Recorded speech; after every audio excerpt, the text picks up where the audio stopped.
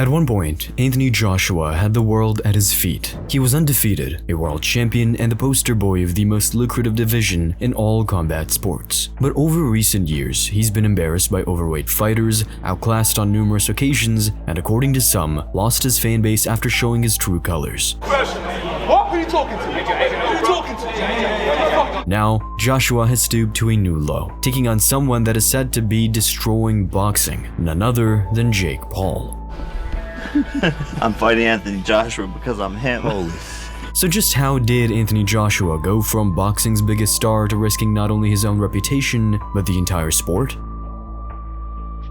AJ versus Jake Paul is somehow official, and the first thought is, how on earth has this happened? Joshua is one of the greatest heavyweight boxers of all time, and Jake Paul is Jake Paul. He's only ever really fought old MMA fighters, OAP boxers, or people he's much bigger than. But him versus AJ makes no sense whatsoever. I don't believe a single thing until literally I see him in a ring together. He was supposed to fight Gervonta Davis, wasn't he?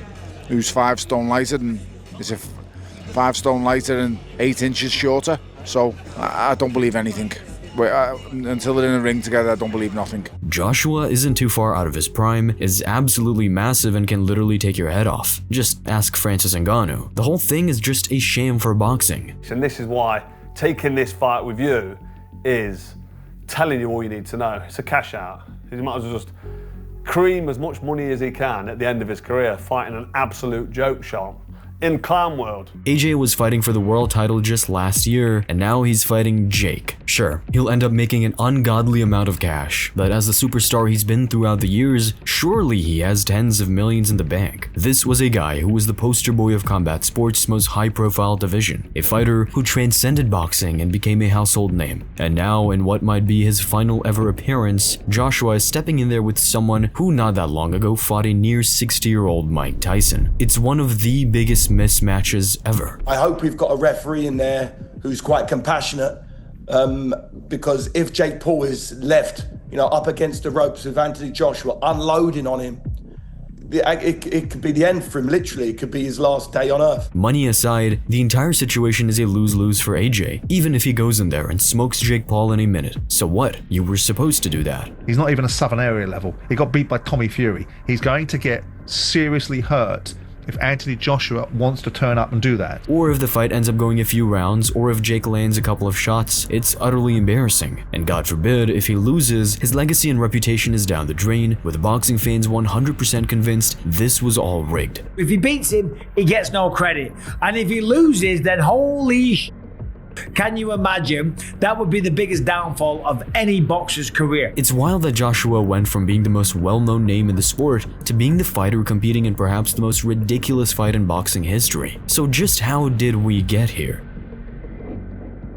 Rewind to 2018, the heavyweight landscape looked a whole lot different. Back then, there were 3 men at the top: Anthony Joshua, Tyson Fury, and Deontay Wilder. But make no mistake, even amongst those, Joshua was the star. He was the London Olympic gold medalist, the so-called perfect role model, and was unstoppable inside the squared circle. Obviously in the UK, it's a gigantic deal because Anthony Joshua is one of the biggest stars and sportsmen to come out of the UK in the past 15 or so years. Of course, Olympic gold medalist, 2-time unified champion. His last fight was for the belt at Wembley. Still one of the biggest stars in the UK. And now he is coming back to fight Jake Paul, of all people. Who would have thought? Not that long ago, Anthony's critical of Tyson Fury fighting Francis Ngannou. Now, 2 of his last 3 fights will be against Francis and Jake Paul, of all people. For contrast, Jake Paul was just testing out boxing in a white-collar fight against KSI's younger brother Deji, while AJ was champion. Whether it was finishing the great Vladimir Klitschko in an all-time classic, laying out contender after contender, or accumulating heavyweight world titles, Joshua revived the heavyweight division. This has gone global.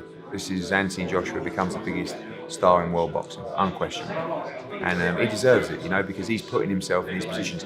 He got a silver medal in the World Championships as a novice. He won the Olympic Games as a novice. He won the World Heavyweight title as a relative novice. And tonight he unified the division. I won't call him novice anymore. I'll call him a rookie still, because he's still learning. And all that success had Joshua appearing on world-renowned TV talk shows, the casual fans buying his pay-per-views, and transcending boxing. England would come to a halt when Anthony Joshua was fighting. The pubs were full, people invited their families voiceover, and no matter if you were into boxing or not, Britain came together when AJ fought. He was the ultimate marketing tool, and his standout performance came in the heart of England when he took out the great Vladimir Klitschko at Wembley. No one has ever had a better body than Anthony Joshua. You've only had a different body.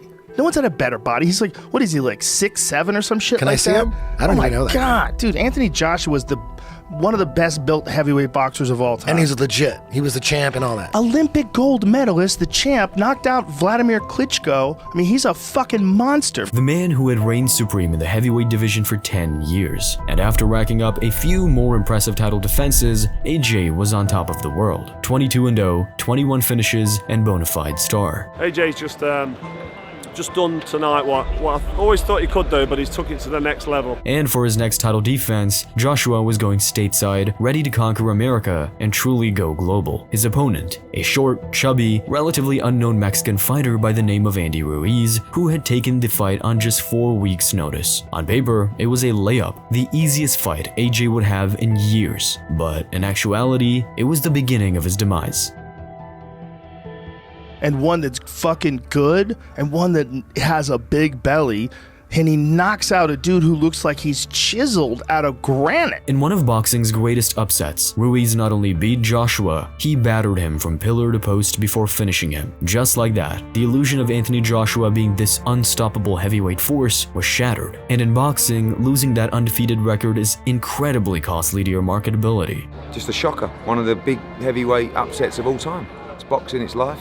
Mountain tops and valleys, he's got to come back, he's got to rebuild, and he's got to try and win a rematch. But Joshua did come back, get his revenge against Ruiz, and recapture his belts. Hopefully for him, it was just a fluke, and he'd move on to have those super fights with Wilder and Fury. But with Wilder and Fury trilogy taking up the entirety of 2020 and 2021, Joshua was forced to take on other fights, and one of them was a mandatory challenger in Alexander Usyk, the undefeated cruiserweight world champion, looking to conquer the heavyweight division. While clearly very skilled, AJ just seemed to have too much size for Usyk to handle, or at least that was the analysis going in. Yet when the two met, it couldn't be chalked off to a fluke like the Ruiz fight. Instead, Joshua was outclassed, and in the rematch, utterly dominated. And it's during this time where the star power and love for Anthony Joshua fell apart.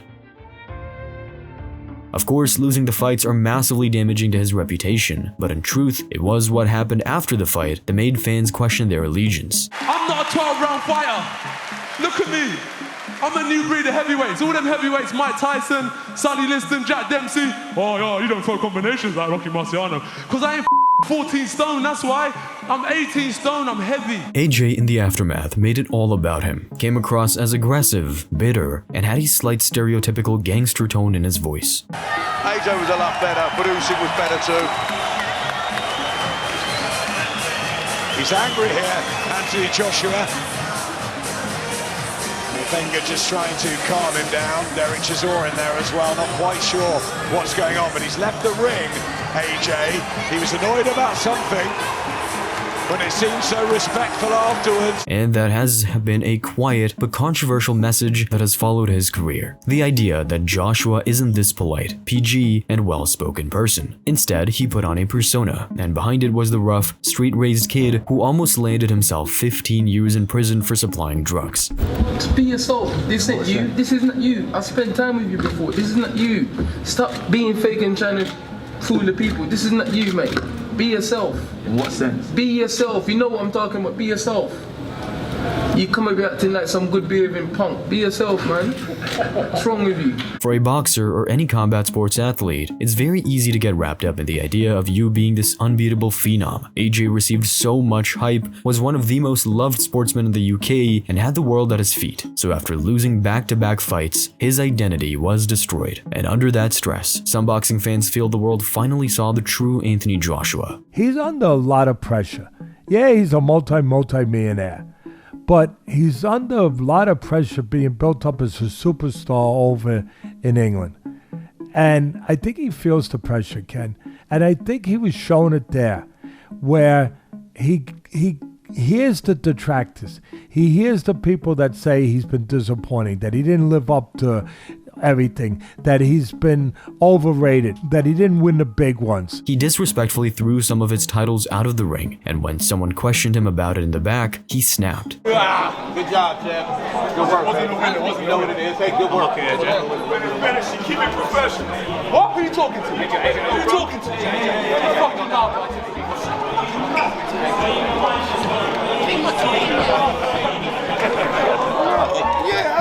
This, combined with the utter cringe interview and throwing the titles, made AJ lose a lot of fans. That casual audience that made him were disgusted, and they weren't coming back to watch Joshua anymore.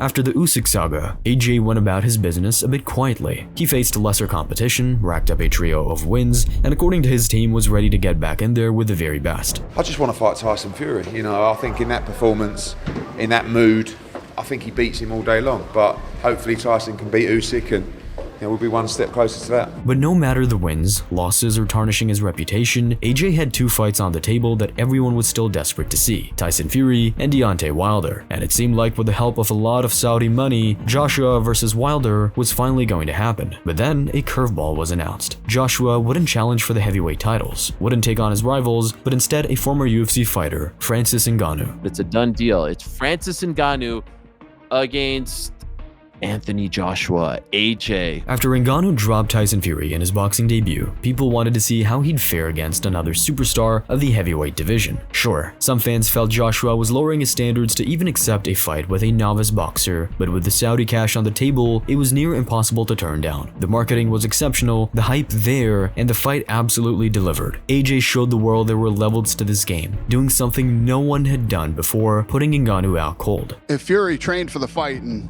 didn't show up and, look like he ate Tyson Fury, it's probably the way that fight would have ended too. I mean, listen, the crossover, you know how I feel about crossovers into boxing, and that's how they end.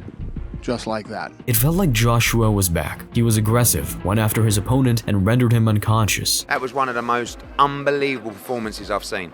That knockout goes to every news outlet. That knockout goes to every media outlet, every social media account.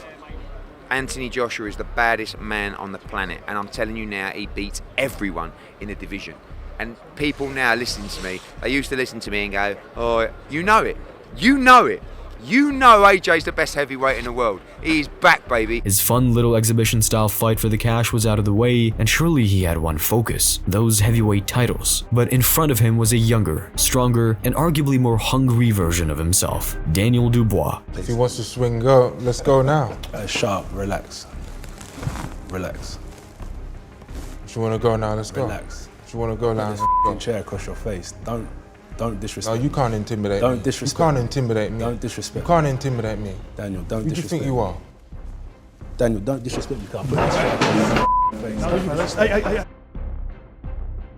AJ talked a lot of trash in the build-up, yet on fight night he looked slow, sluggish, and Dubois showed Joshua that his best years were behind him, knocking him out cold in Wembley, the very same ring where his defining moment against Klitschko went down. The contrast couldn't have been greater. I just question Anthony Joshua's desire to be in that boxing ring anymore. He's not saying the right things, he's not making the right noises. The body language when he's in there on the ring wall, everything was wrong.